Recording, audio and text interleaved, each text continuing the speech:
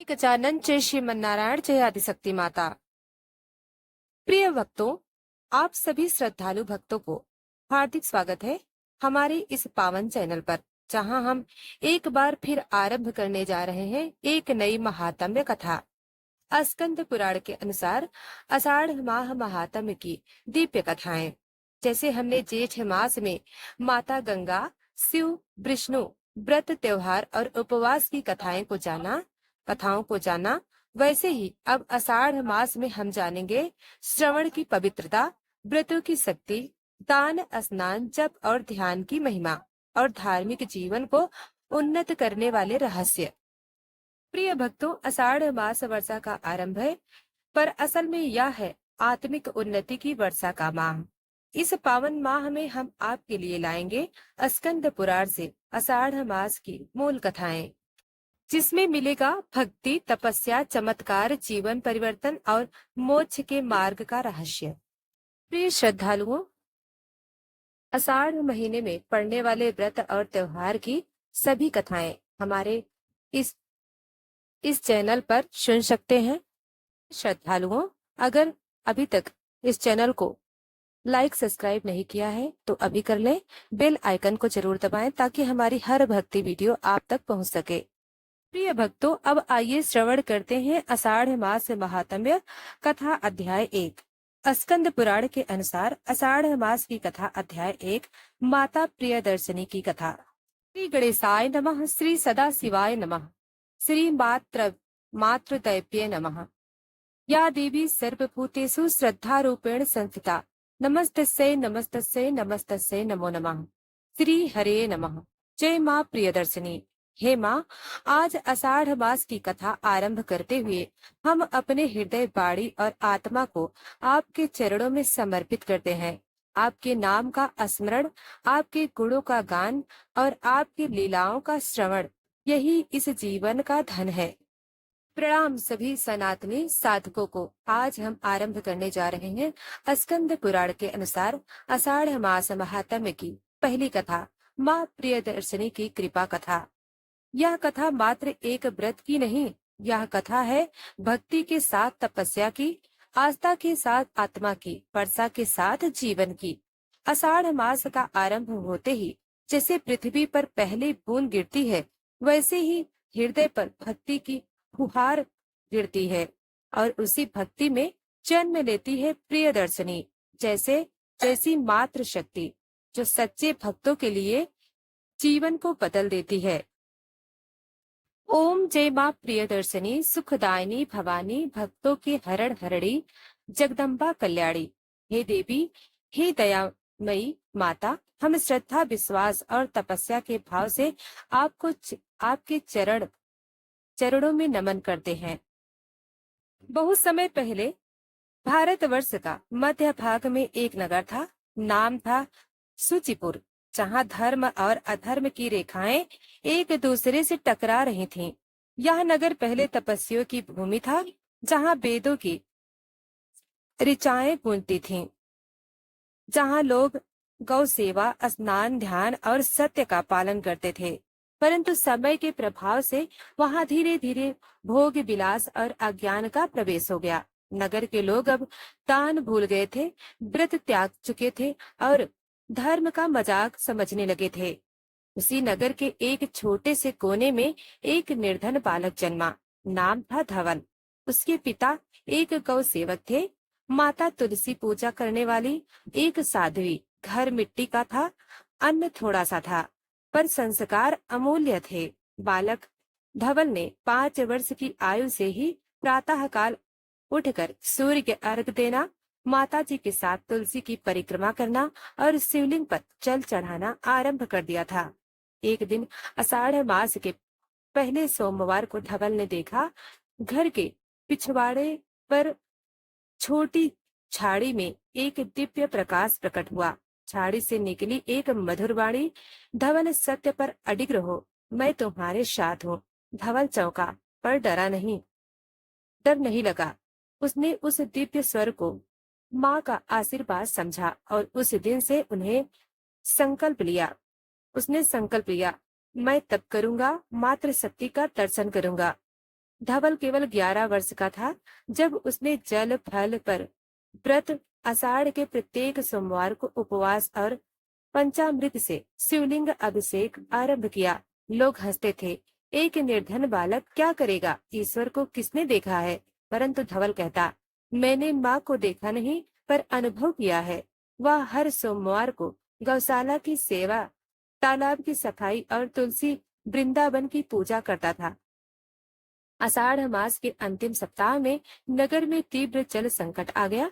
कुएं सूख गए, तालाबों में कीचड़ भर गया और रोग फैलने लगे। राजा ने मंत्रियों से पूछा, कोई तो ऐसा तपस्वी हो जो वर्षा ला सके। लोगों ने कहा, एक बालक है, धवल, उसकी आस्था अपूर्व है। धवल को राजमहल बुलाया गया। राजा ने कहा, अगर तुम कुछ कर सकते हो तो करो, हमारा नगर सूख रहा है। धवल ने उत्तर दिया, राजन, मैं कोई ऋषि नहीं, पर मेरी श्रद्धा पूर्ण है। मैं एक पहाड़ी के ऊपर 11 दिन तक उपवास करूंगा और केवल माता जी का ध्यान करूंगा। राजा ने सबकी नगर के लोगों ने कहा, यह बालक पागल हो गया है। वर्षों वर्षा कोई भक्ति से नहीं आती।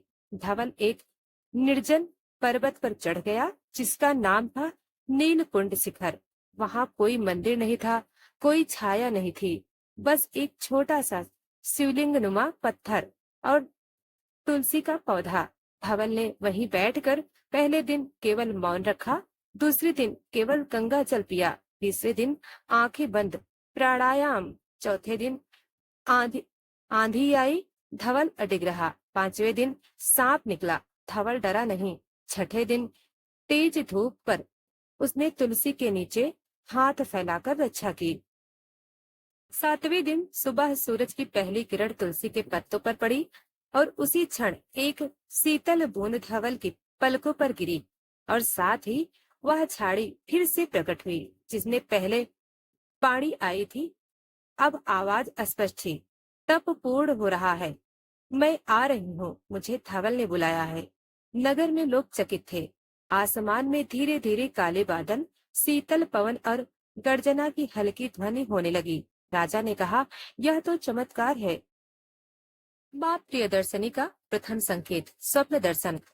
धवल ने उस रात स्वप्न में देखा, एक स्वर्ण वर्णा देवी हाथों में कमल, त्रिशूल और कलश लिए सिंह पर सवार होकर नीलकुंड पर उतर रही हैं।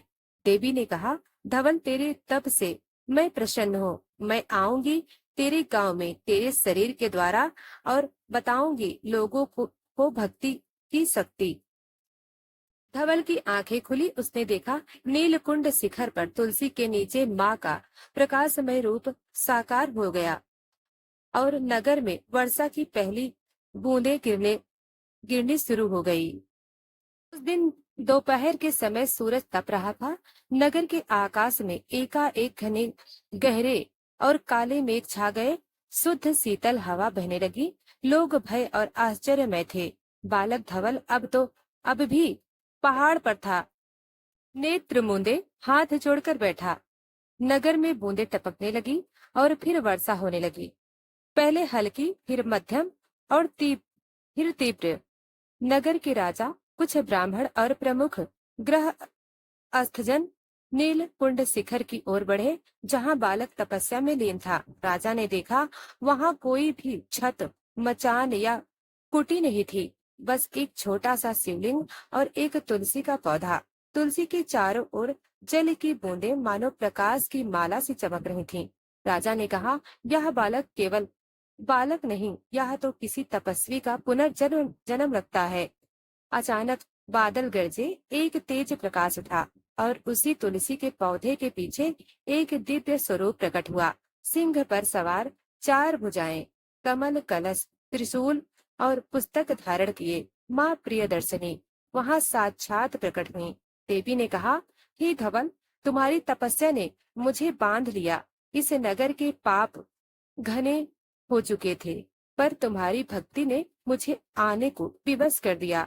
तुम्हारा यह उपवास, आषाढ़ मास के सोमवार का व्रत, गौ सेवा और तुलसी अर्चन, ये सब मुझे अत्यंत प्रिय है।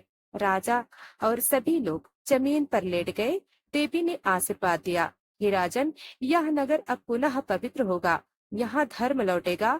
मैं इस पर्वत पर प्रतिष्ठित हो जाऊंगी और इसे कहा जाएगा प्रियदर्शनी शक्तिपीठ। देवी अंतर ध्यान हो गई, परंतु उनका तेज अब भी वहां पर व्याप्त है।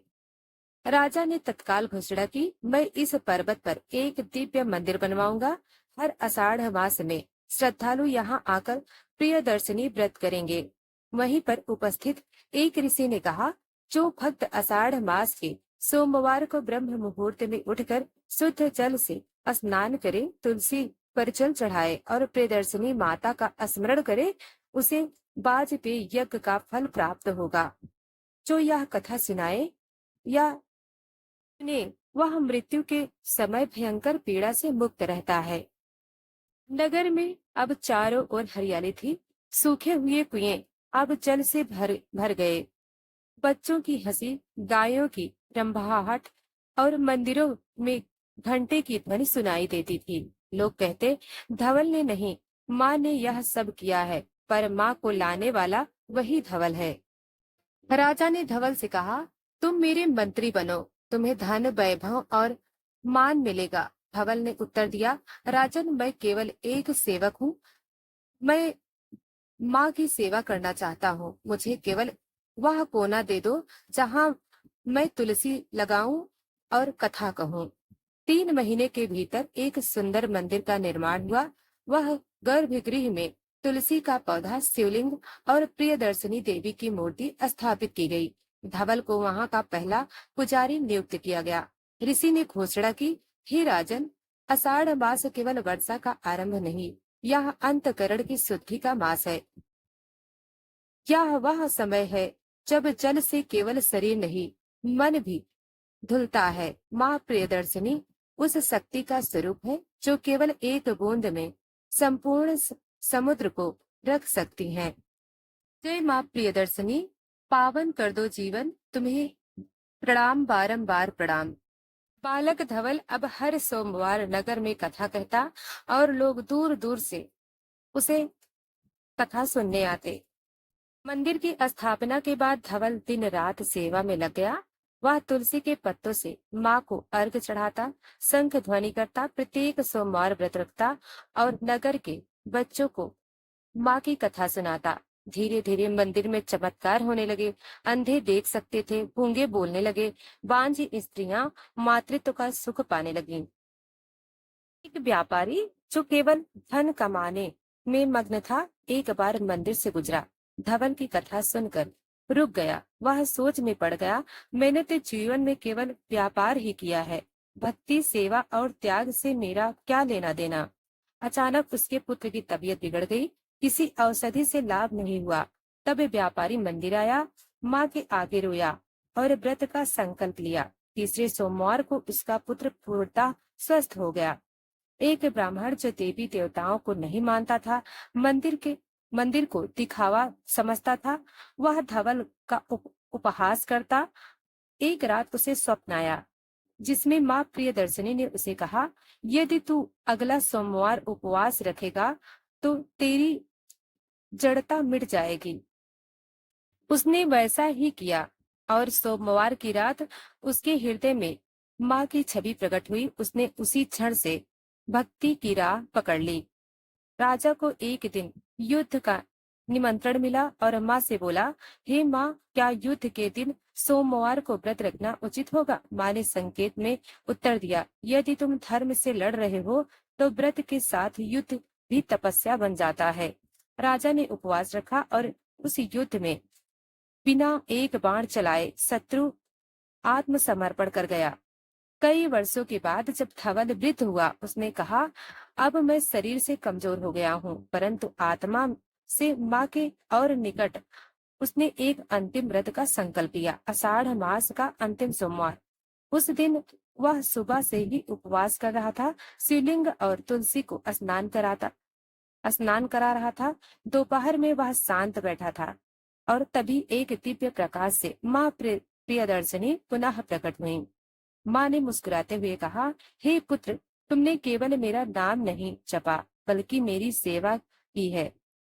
मेरी कथा को जीवित जीवित किया है। अब मैं तुम्हें दे रही हूँ मोक्ष, लेकिन तुम्हारा यह शरीर इस मंदिर में युगों तक मेरे द्वारपाल के रूप में रहेगा। जो भी भक्त यहाँ आएंगे तुम्हारे माध्यम से मेरी कृपा पाएंगे। धवल ने आंखें बंद की और उसकी आत्मा माँ में विलीन हो गई। धवल के देह त्याग के बाद माँ की मूर्ति के निकट एक संगमरमर की समाधि बनाई गई, जहाँ आज भी लोग फूल चढ़ाते हैं। आषाढ़ माह में हजारों श्रद्धालु वहां आते हैं, सोमवार का व्रत करते हैं और धवल की कथा सुनते हैं।